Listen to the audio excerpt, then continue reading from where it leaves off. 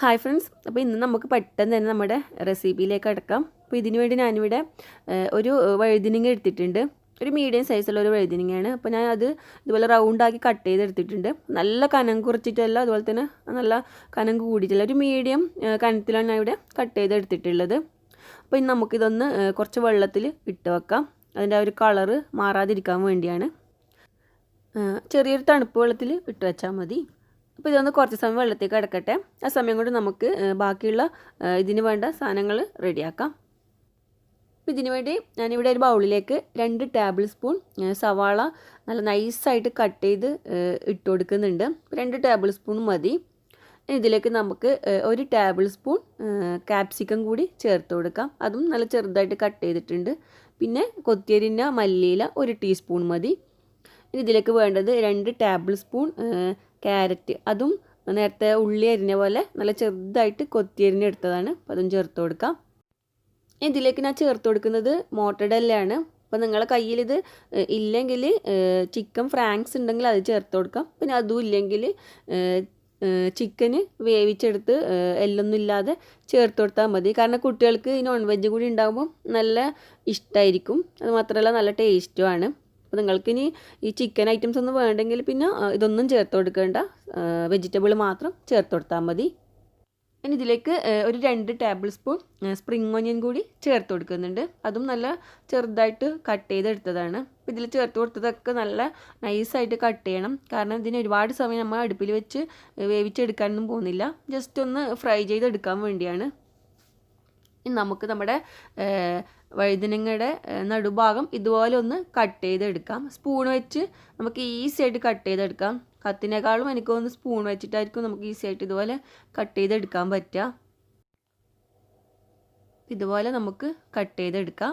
ഇനി ഇത് ശരിക്കും പറഞ്ഞാൽ ഈ നമ്മൾ ഈ കട്ട് ചെയ്ത് മാറ്റിയ ഭാഗം കൂടി ചെറുതായിട്ട് അരിഞ്ഞ് നമ്മൾ നേരത്തെ മിക്സാക്കി വെച്ചിട്ടുള്ള പച്ചക്കറിയിലേക്ക് ചേർത്ത് കൊടുക്കണം. പക്ഷേ ഇവിടെ ഞാൻ വാങ്ങിയ വഴുതനങ്ങയിൽ ഒരുപാട് കുരുണ്ട്. അപ്പോൾ എനിക്ക് ശരിക്കും 3-4 പീസ് മാത്രമേ കുരു ഇല്ലാതെ കിട്ടിയിട്ടുള്ളൂ. അതുകൊണ്ട് ഞാൻ ആ 3-4 പീസ് മാത്രമേ അതിലേക്ക് ചേർക്കുന്നുള്ളൂ.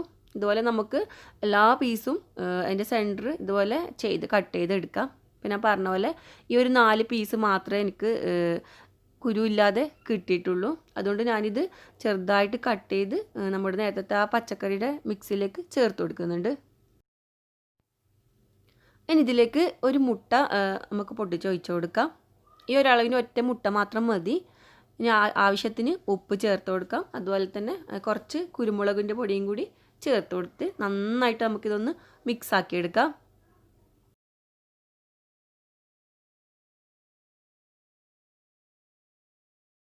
നന്നായിട്ടൊന്ന് മിക്സ് ആയതിനു ശേഷം ഇതിലേക്ക് 1 ടേബിൾ സ്പൂൺ മൈദാപ്പൊടി ചേർത്ത് കൊടുക്കാം. ഇനി അതും കൂടി നമുക്ക് നന്നായിട്ടൊന്ന് മിക്സാക്കി എടുക്കാം. അപ്പോൾ ഇവിടെ നമ്മുടെ മൈദാപ്പൊടി നല്ല മിക്സായി വന്നിട്ടുണ്ട്. ഇനി നമുക്കിത് ഫ്രൈ ചെയ്യാൻ വേണ്ടി ഒരു പാൻ ചൂടാക്കാം. അതിലേക്ക് ഇത്തിരി ഓയിൽ ഒഴിച്ച് കൊടുക്കാം. സൺഫ്ലവർ ഓയിലാണ് ഞാൻ ഒഴിച്ച് കൊടുത്തിട്ടുള്ളത്. ബട്ടർ ഉണ്ടെങ്കിൽ ബട്ടറും ചേർത്ത് കൊടുക്കാം. ഇതിലേക്ക് നമ്മൾ കട്ട് ചെയ്ത് വെച്ച വഴുതനങ്ങ ഇതുപോലെ വെച്ച് കൊടുക്കാം. ഇനി അതിൻ്റെ ആ സെൻറ്റർ ഭാഗത്ത് നമുക്ക് നമ്മുടെ ബാറ്റർ ഒഴിച്ച് കൊടുക്കാം. ഫുള്ള് നല്ല ഹൈറ്റിലൊന്നും ഒഴിച്ച് കൊടുക്കേണ്ട. ആ ഒരു വഴുതനങ്ങൻ്റെ ആ സെൻറ്റർ ഒന്ന് നിറയുന്നവരെ മാത്രം ഒഴിച്ച് കൊടുത്താൽ മതി. അപ്പോൾ എല്ലാത്തിലും നമുക്കിതുപോലെ ഒഴിച്ച് കൊടുക്കാം. ഞാനിവിടെ 2 രീതിയിൽ ചെയ്യുന്നുണ്ട്. ആദ്യം ചെയ്തതിൽ കുറച്ച് മൊസറല്ല ചീസ് ചേർത്ത് കൊടുക്കുന്നുണ്ട്. അതിൻ്റെ മേലെ ഇതുപോലെ കുറച്ച് വെച്ച് കൊടുത്താൽ മതി, ഒരുപാടൊന്നും വെച്ച് കൊടുക്കണ്ട. ശരിക്കും പറഞ്ഞാൽ ഈ ചീസ് ഇട്ടതായിരുന്നു നല്ല ടേസ്റ്റ്. അപ്പോൾ ഞാൻ കുട്ടികൾ എങ്ങനെ കഴിക്കോ ഇല്ലയെന്ന് അറിയാത്തതുകൊണ്ട് ഞാൻ 2 രീതിയിലും ചെയ്തിട്ടുണ്ട്. അപ്പോൾ നമുക്കിതൊന്ന് അടച്ച് വെക്കാം. അടച്ചതിന് ശേഷം കുറച്ച് സമയം കഴിഞ്ഞ് നമുക്കതൊന്ന് തുറന്ന് തിരിച്ചിട്ട് കൊടുക്കാം. അപ്പോഴേക്കും നമ്മുടെ ചീസൊക്കെ നന്നായിട്ട് മെൽട്ടായിട്ടുണ്ട്. ഇതൊന്ന് തിരിച്ചിട്ട് കൊടുക്കാം. അപ്പോൾ നല്ല പാനാണെങ്കിൽ നമുക്കിത് അടിയിലൊന്നും പിടിക്കാതെ പെട്ടെന്ന് തിരിച്ചിട്ട് കൊടുക്കാൻ പറ്റും. അതിനുശേഷം നമുക്ക് അതിൻ്റെ ആ ഒരു സൈഡും കൂടി നന്നായിട്ട് വേവിച്ചെടുക്കാം. അപ്പോൾ നിങ്ങൾ വിചാരിക്കേണ്ട ചീസ് ഇട്ട ഭാഗം തിരിച്ചിട്ടാൽ ശരിയായി വരുമെന്ന്. പക്ഷേ ഇതുപോലെ അതിൻ്റെ ആ ചീസും കൂടി ഒന്ന് നല്ല ഫ്രൈ ആയി കഴിഞ്ഞാൽ നല്ല ടേസ്റ്റാണ്. അപ്പോൾ നന്നായിട്ട് വെന്തിട്ടുണ്ട്. നമുക്കിത് പാനിൽ നിന്നും മാറ്റാം. ഇത് വേവാൻ വേണ്ടി ഒരുപാട് സമയമൊന്നും എടുക്കില്ല. ഇത്തിരി സമയം ആവശ്യമുള്ളൂ. അപ്പോൾ ഇനി ഇതിൻ്റെ അകത്ത് ആദ്യം ഞാൻ കുറച്ചും കൂടി ഫ്രൈ ചെയ്യാനുണ്ട്. അതിനുവേണ്ടി ഞാൻ ഇത്തിരിയും കൂടി ഓയിൽ ഒഴിച്ച് കൊടുത്തിട്ടുണ്ട്. നേരത്തെ പോലെ തന്നെ നമുക്കെല്ലാം ചെയ്ത് കൊടുക്കാം. ബാറ്ററും നിറച്ച് കൊടുക്കാം. ഞാനിവിടെ എടുത്ത അളവ് ഇതിന് കറക്റ്റായിരുന്നു. ഫുള്ളായിട്ട് ഞാൻ അടിച്ചിട്ടിട്ടുണ്ട്. ഇനി നമുക്ക് നേരത്തെ പോലെ തന്നെ ഒന്ന് മൂടി വെച്ച് വേവിച്ചെടുക്കാം. 2 സൈഡും വേവിച്ചെടുക്കാം. അപ്പോൾ ഞാൻ ഇതിൽ ചീസ് ഇട്ട് കൊടുക്കുന്നില്ല. അപ്പോൾ രണ്ടിൻ്റെ ടേസ്റ്റ് ഒന്ന് വ്യത്യാസം അറിയാൻ വേണ്ടിയാണ്. അപ്പോൾ ചീസ് ഇട്ടതായിരുന്നു നല്ല ടേസ്റ്റ്. അപ്പോൾ നിങ്ങളെ കയ്യിൽ ചീസും കൂടി ഉണ്ടെങ്കിൽ അതും കൂടി ഇട്ട് കൊടുത്ത് ചെയ്താൽ മതി.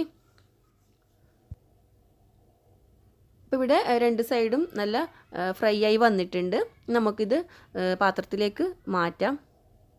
അപ്പോൾ നല്ല ടേസ്റ്റ് ഉണ്ടായിരുന്നു. കാരണം കുട്ടികൾക്ക് നന്നായിട്ട് ഇഷ്ടപ്പെട്ടിട്ടുണ്ട്. ഒരു ചായയുടെ കൂടെയൊക്കെ കട്ട്ലറ്റൊക്കെ പോലെ ഒരു കടിയായിട്ട് നമുക്ക് കഴിക്കാൻ പറ്റിയൊരു സംഭവമാണ്. അപ്പോൾ നല്ല ടേസ്റ്റ് ഉണ്ടായിരുന്നു. അപ്പോൾ ഇതുപോലെ നിങ്ങൾ ഇതുവരെ ട്രൈ ചെയ്ത് നോക്കിയിട്ടില്ലെങ്കിൽ ഒന്ന് ട്രൈ ചെയ്യുക. എന്നിട്ട് നിങ്ങളുടെ അഭിപ്രായമൊക്കെ അറിയിക്കുക. അപ്പോൾ നിങ്ങൾക്ക് എൻ്റെ വീഡിയോ ഇഷ്ടപ്പെട്ടിട്ടെങ്കിൽ ലൈക്ക് ചെയ്യുക, ഷെയർ ചെയ്യുക. അപ്പോൾ വീണ്ടും നല്ല നല്ല റെസിപ്പികളുമായി വരാം. താങ്ക്